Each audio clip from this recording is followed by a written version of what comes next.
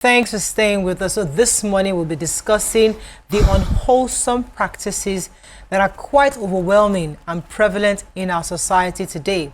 It has eaten deep into the fabric of our society and is how Nigerians cut corners, bypass, manipulate, explore loopholes in every facet of life to maximize profit for themselves. Now, one of the reasons why we are discussing this, because YourView is, we're going to be 12 years this year, and one of the things we try to do is to re-educate and reorientate Nigerians with our conversations. And the idea really is to let people see there are better ways of doing things, or there are options that can be explored in making decisions. And one of the things we have seen is that, yes, we can criticize government all we want. Is the lowest hanging fruit. Is the easiest thing to do. If YK were here, she would say, no, start with the government. No problem. Government, definitely, we can write a book on what government has done or not done. Absolutely.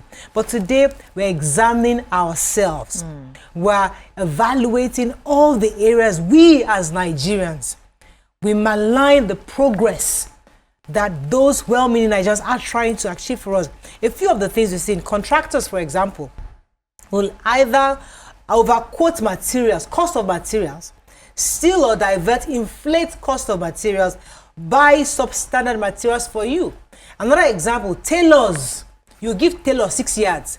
They'll use 3 yards for your clothes, or 4 yards, and the remaining 2, they'll not hand it over to you.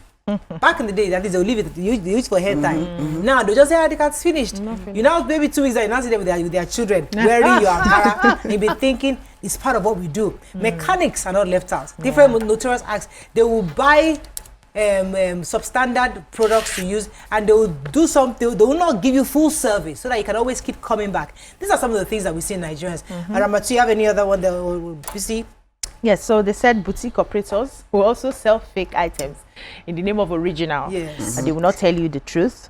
Schools as well are monetizing virtually everything. Some of the things that you usually would get for free before, they will monetize it, all to collect money. Religious centers too, that are supposed to be like a beacon of morality, they are not left behind. They are more like money-making merchants. You see, preachings on how you should give and what you should give and everything. Hospitals too. Yeah, go ahead. Yeah. Okay, hospitals are not left even at the point of death. Extortionable are perpetrated without mercy or sympathy. Police, customs, and other relevant agencies are either reputable for extortion, bribery, age falsifications. Okay, so for me, it's more about filling stations will adjust the meters, because you go to certain stations and you realize that what you're buying is not, you're not getting the value for what you're buying. So this happens a lot in our society. So for me, it's the judges and lawyers. I've had personal experiences in recent times with the judiciary process, and I feel like we're not fighting one another. At the point, I'm like, you and I, we are all Nigerians.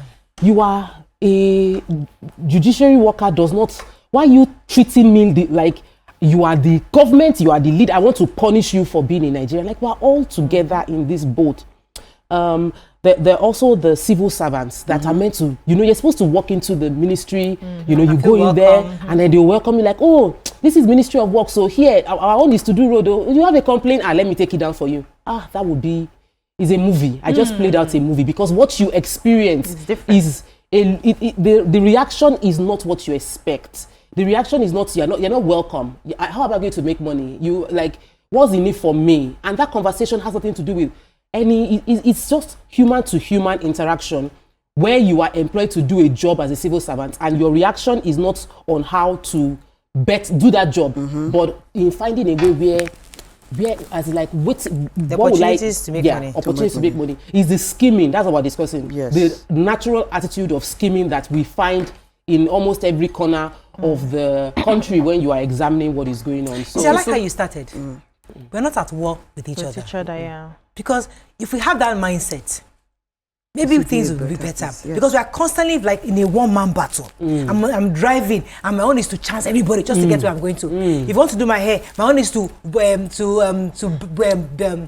before you even move on from chancing in the driving, you are at a intersection, and you could see that if I drive through, I don't have a throughway. I would be blocking the road and I don't wait. I drive through and block just because I'm not thinking about the next person. That's selfish. That thing happened, you know, at our interjection. Going to our house. There's a going on. I can't even know how to describe it. But it's like a T-junction. There's a T-junction, right? So I stayed. And people were pressing the horn. I'm wondering, but they didn't realize it was important for me to stay because when the vehicles coming in were coming, they were easy to go into their own lane. But something as basic as that, we know the right thing, but we just don't let the next person do it. It's not me, because we constantly feel like we're constantly in war with the next person. It's something we need to talk about at this moment. And at the same time, we're going to talk about farmers. I remember when this tomato issue started, I know of a particular farmer. He had already planted his tomatoes and all of that. He was ready to sell that week. Then by the following week, I think tomato rose from 10,000 to like 100K. He didn't sell again. He sold it at 100,000. From that 10,000, you know, he's still going to, even if he had added something like, say, sell it at 15, 20, he would have still made profit because he had already planted the tomato a long time ago. But because of that opportunity of like, okay, tomatoes has gone up to 100, he sold it to 100, sold 100,000 immediately. And guess what? Immediately he made that money. He was the talk of town. Things changed for him because he used small money to plant tomatoes. So we should have, at least in times like this, you should have been, you know, you'll have shown a little bit of, because this is the situation, is a situation that has come, and you'll have just been a bit nice in terms of price and all of that. I think what is playing out in every strata, because we can mention every ministry, every sector, everybody's complicit. There's nobody that is not doing one thing or the other against, you know, their neighbors and their customers and everything, right? But what I see is we have a depraved mentality, which if we need to solve this problem, we need to begin to change that mindset. And it's going to be it's going to take a lot from us. It's going to take a lot of sacrifice from us. Those things that we're already benefiting, we would have to stop benefiting it if we really want to change this. And it will take us a number of years. It's not something that will stand and change. They say they don't learn left-handedness in old age, right? We need to start with even our children in the schools to show them the right way, that this is how it's done. And that depraved mentality also came from somewhere. If we trace it back to our colonial masters and how they came, and how it seemed like you have to be on top to be able to get certain things. When they went back to their own country, they were stealing from us, but they were enriching their own countries, and they were making every human being in their country feel like they belong and they are equal, at least with the basic amenities that they were providing. So I see children that are raised abroad, and I see children that are raised here. And if you put them side by side, their mentalities are usually very different, right? I always tell people, I say, one of the reasons Moriah is the way she is because she did not do school here. She did a bit, and then before she could have sense for bad things, she was whisked away. So she went to a system where everybody seemed equal. It's not a battle. Yeah, we're not fighting anything. I want a phone, I can go into a store, I can pay for 6 months and I get my phone. I want a car, I can go into, you know, the automobile shop, I buy it, and then they take it from me, I get a credit, I'm able to do things. So I'm not showing that I have more than you because I can access it.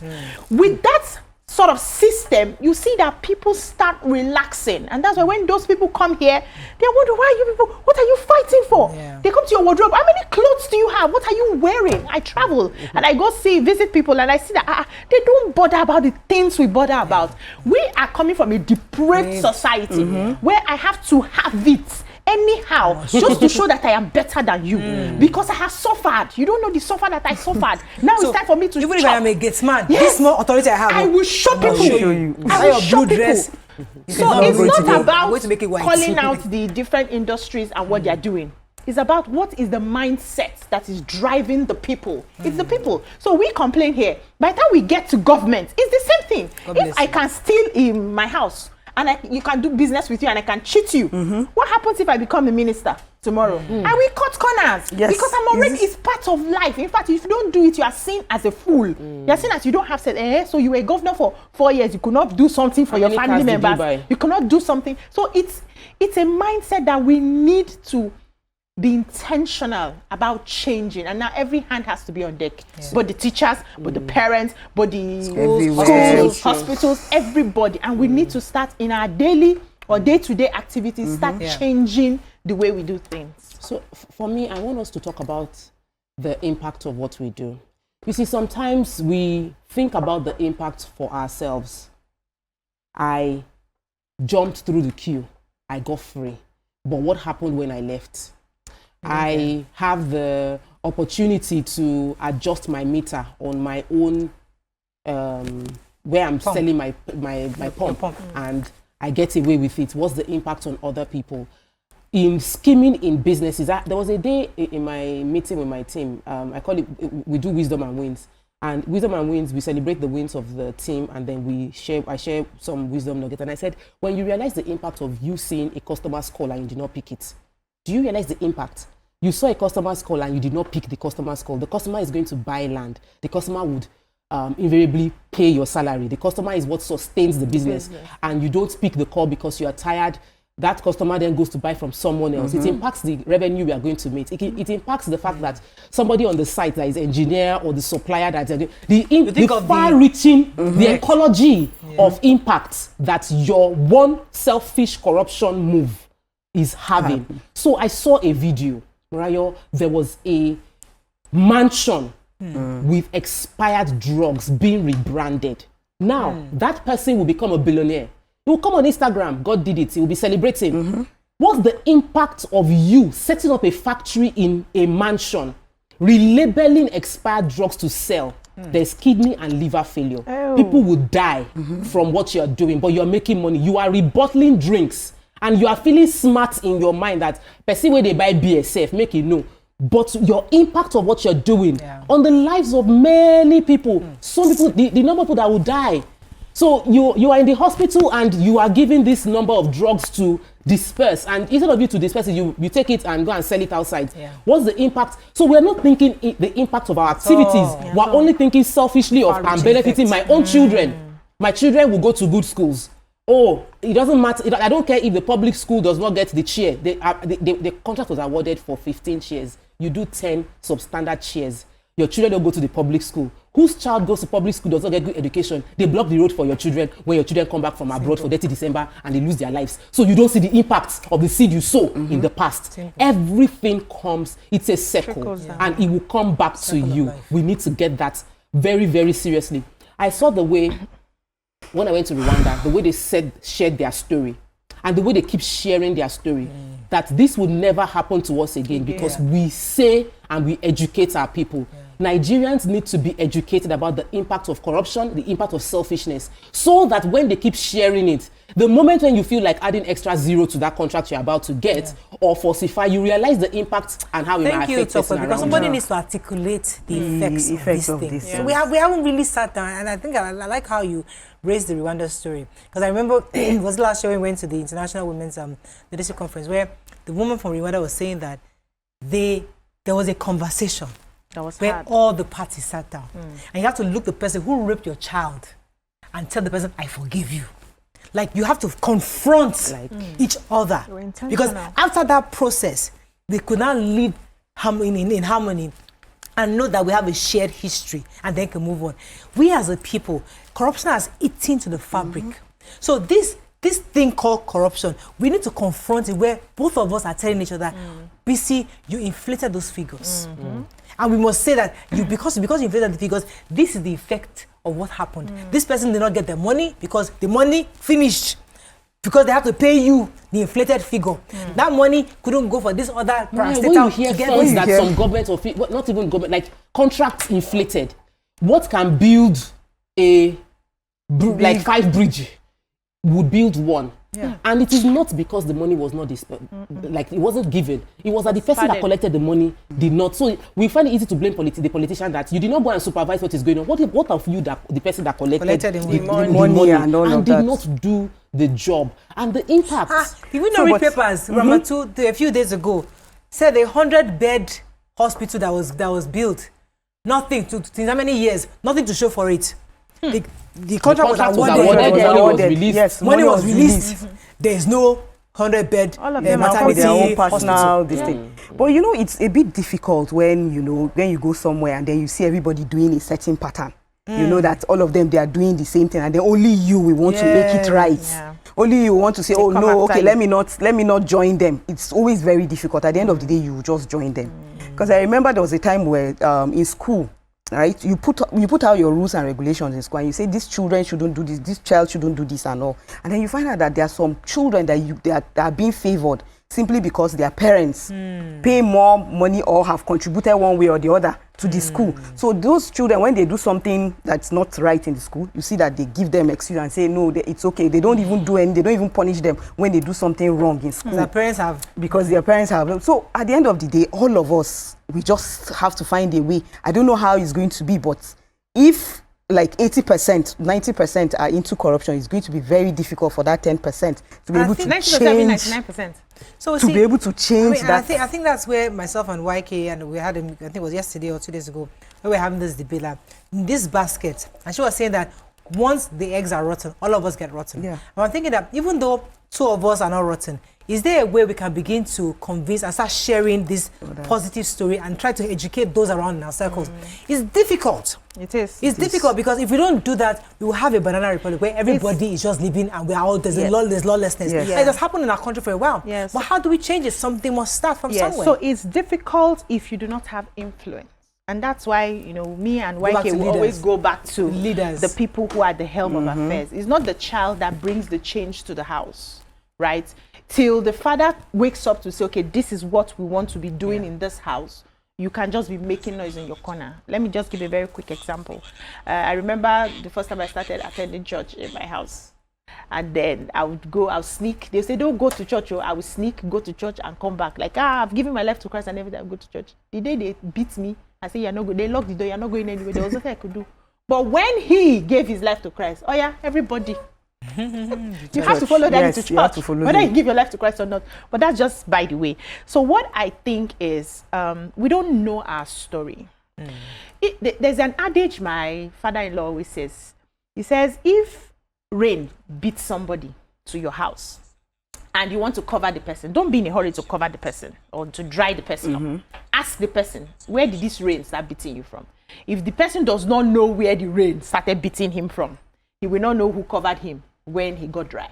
So don't send the person away. Wait. I have to understand. Let me Should I take this say it in call. pidgin? Wait. Okay. Let me take one. I need to process it. Bon, thanks for calling. You're live. Hello, Bon. Hello? You're live. Go ahead, please. Go ahead, Bon. Hello? You're live. Good morning. Good morning. Go ahead, please.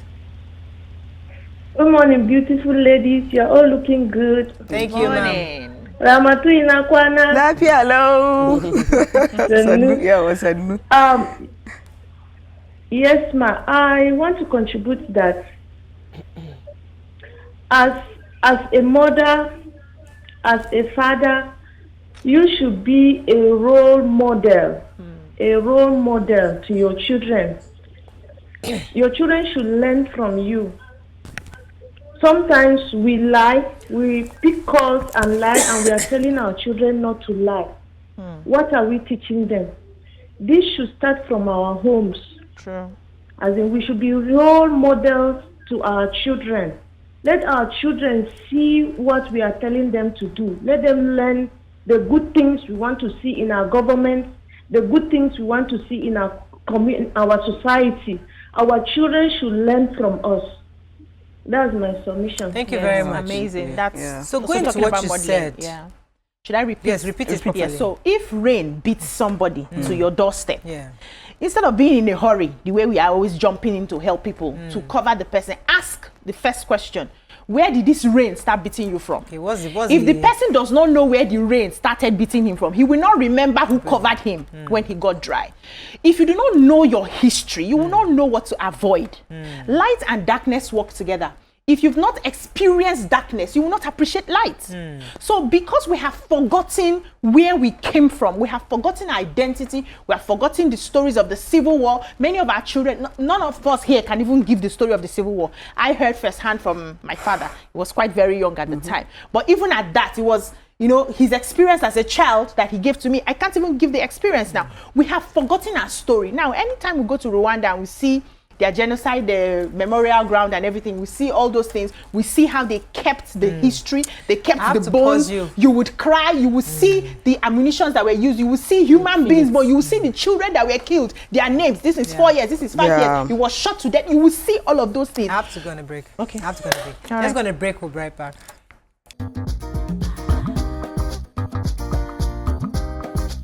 Stay tuned. Your View will be right back.